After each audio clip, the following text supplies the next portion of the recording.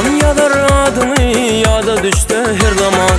Aşkından akışlarım yanıp gittiler yaman. Gerekliğini bilip kalbimde ot yakıp sen, sevdalı kalbimi çumurguya atıp sen. Bir ömürdür yarımdır aşkını yetmegin hal, halimden almadın sen havar. Ayın men güneşim ol, bağımda bolayın gül, sevgimi de görsün elveler. Hıyar bağlarınla sevgini bana yad eken, men yaralıyı düşün bana, söydim seni yar söydim. Seni versin bana özge güller yad eken, aşık kalbim vardır sana, sevgin beni yar sevgin.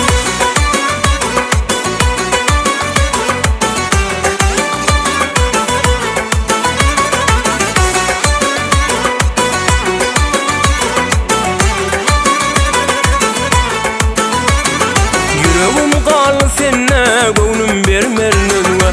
Sevip seni düşündüm, sev atlı bu duyuğa. Gerekliğini bilip kalbimde ot yakıp sen, sevdalı kalbimi elemlere atıp sen. Bir ömürdür yarımdır aşkını yetmegin har, halimden almadın sen havar. Ayın men güneşim ol, bağımda bolayın gül, sevgimi de görsün elveler.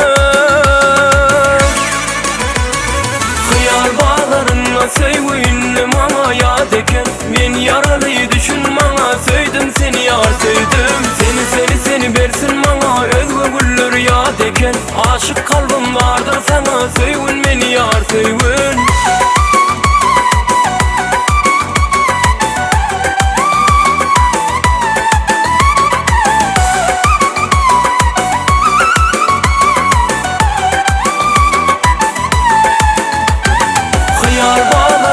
Sevgini bana yad eken, men yaralıyı düşün bana, söydim seni yar söydim.